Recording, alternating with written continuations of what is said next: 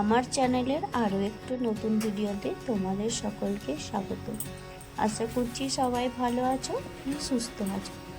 তো সকালবেলাতে একটু ফ্রেশ হয়ে চলে আসলাম কাজকর্ম করতে।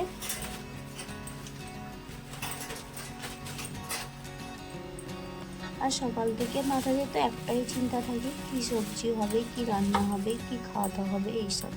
তো সকালবেলাতেই সেই সবজিগুলোই গোছাতে চলে আসলাম। আমার কাছে যেহেতু ফ্রিজ নেই, তাই দুদিনের সবজি খুব ভালোভাবে যত্ন করে রাখতে হয়। আর এখন যেহেতু বর্ষাকাল, তাই অনেক সবজি পচে যায়, এর জন্য শুকনো কাপড় দিয়ে সেগুলোকে ঢেকে রেখে দিলাম। তারপর চলে আসলাম ঘরের এই যে টুকিটাকি কাজকর্ম আছে সেগুলো সারার জন্য।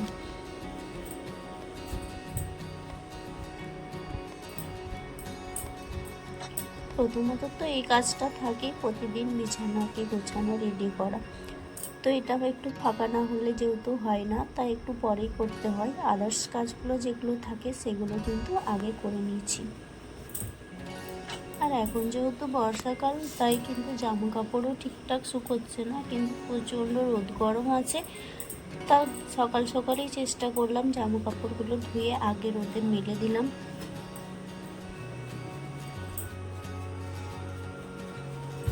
আর তারপরে দেখো বিছানার চাদরটাকে টান করে পেতে নিলাম, কারণ টান বিছানার চাদর না হলে ঘর কিন্তু একদমই দেখতে ভালো লাগে না।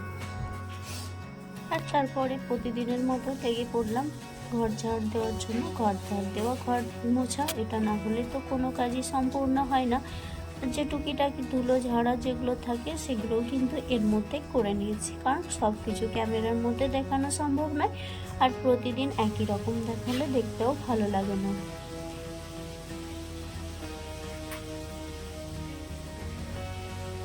দেখো ঘরটাও কিন্তু মোছা হয়ে গেল। তো এখন কি জানো তো, প্রচুর চুল উঠছে। তো ঘর মোছার সময় যে চুলগুলো কিন্তু সানের মধ্যে আটকে যায়, তাই বারবার অনেকক্ষণ ধরে মুছতে হয়। তারপরে এই যে আমি সবজিটাও কেটে নিলাম। আর এদিকে হাজব্যান্ড নিয়ে এসেছিল মাছ। তো ও বললো যে আমি যেহেতু রয়েছি, আমি মাছগুলো ভেজে দিচ্ছি, তুমি অন্য কাজ করো। তো বাড়িতে থাকলে কিন্তু এরকমভাবেই টুকিটাকি ছোট কাজে হেল্প করে। আর এখন এত গরমের মধ্যে যে কারেন্টের অবস্থা, ফ্যান তো ঘুরছেই না। আর ইন্ডাকশান তো একদমই চলেনি, কারণ ইন্ডাকশান চালালে বন্ধ হয়ে যাচ্ছে। আর এই যে তারপর ও মাছ ভাজে চলে গেল, আমি আবার রান্নাটা শুরু করলাম। তারপরে এই যে ছেলের জন্য আর হাজব্যান্ডের জন্য একটু নুন চিনির শরবত করে দেবো। তো প্রতিদিন টিউশন থেকে আসলে কিন্তু প্রথমে এটাই চায়, আর এটা কিন্তু খুবই ভালো লাগে। তো হাজব্যান্ডও ছিল, ভাবলাম ওর জন্য একটু করে নিই। আর এই দেখো স্নান টান সেরে তারপর চলে আসলাম যে টুকিটাকি কাজগুলো থাকে সেগুলো সেরে রাখার জন্য। প্রচণ্ড গরম করছে, তাই আগে স্নানটাই সেরে নিলাম। তারপর যে টুকিটাকি কাজগুলো থাকে সেগুলো কিন্তু প্রতিদিনই এরকমভাবে করে রাখি, ফেলে রেখে দিই না, কারণ পরে আরও চাপ পড়ে যায়, এই জন্য।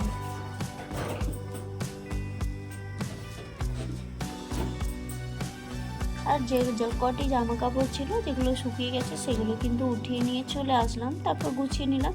আর এই যে হাজব্যান্ডের ড্রেসটাও কেচেছিলাম, তো এটাকেও একটু আয়রন করে নিচ্ছি। তো ভাবলাম যে যেহেতু বিকেলের দিকে কিংবা রাত্রের দিকে ডিউটি থাকবে, এখনও জানি না কখন ডিউটি থাকবে, তো সেই জন্য ভাবলাম ওর ড্রেসটাই আগে রেডি করে রেখে দিই।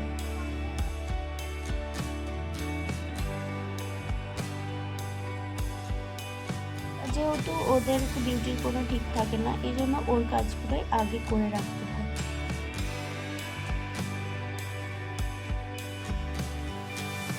আর দেখবে সংসারের কাজ করার প্রতি যদি এনার্জি থাকে না, তাহলে যে কোনো কাজ বা যত এক্সট্রা কাজই থাকুক না কেন, সব কাজই কিন্তু হয়ে যায়। সে যত গরম হোক বা ঠান্ডাই হোক, কাজ থাকলে কিন্তু এক্সট্রা এনার্জি কোথা থেকে যে চলে আসে সেটা কেউই বলতে পারে না।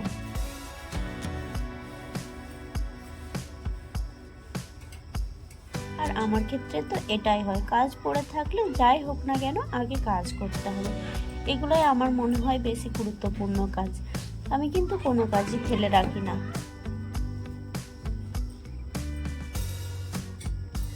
আর দেখবে প্রতিদিনের কাজ যেগুলো থাকে সেগুলো তো করতেই হয়, সেগুলো করতে টাইম খুব একটা বেশি লাগে না, কিন্তু এক্সট্রা যে টুকিটাকি কাজগুলো থাকে সেগুলো ভেবে ভেবে কখন কী করবো সেটা ঠিক করে তারপর করতে হয়। এই জন্য এই কাজগুলোতে দেখবে সময়টা অনেক বেশি চলে যায়।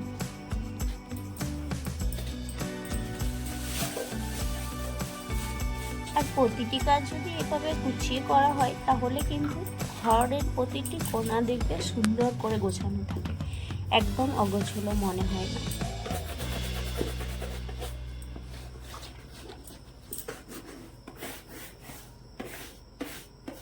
আর তোমাদের সাথে কিন্তু অনেক কথা শেয়ার করে ফেললাম, আর এই কথা বলতে বলতে দেখো আমার কাজও অনেকটাই কমপ্লিট হয়ে গেল। একটু জুতোগুলোকেও আমি রেডি করে রেখে দিচ্ছি, হচ্ছে অনেক ধুলো বালি লেগেছিলো আর একটু বৃষ্টি হয়েছিল বলে তলাতে অনেক কাদা কাদাও লেগেছিল। তো প্রথমে রোদে দিয়ে রেখেছিলাম, তারপর এই যে একটু পালিশ করে নিলাম।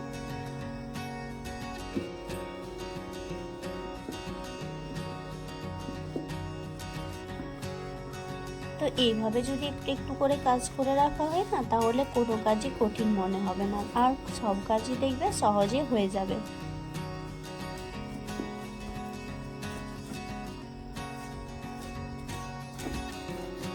আর ভালোবেসে যদি কোনো কাজ করা হয় সেই কাজটা দেখবে যতটা সুন্দর চাইছিল তার থেকেও বেশি সুন্দর হয়ে যায়।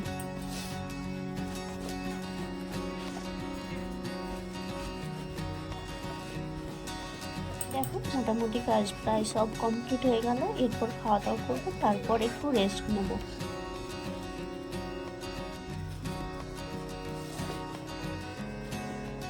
তোমরা ভিডিওটি দেখতে থাকো, আশা করছি তোমাদের ভিডিওটি প্রতিদিনের ভিডিওর মতো খুব ভালো লাগবে।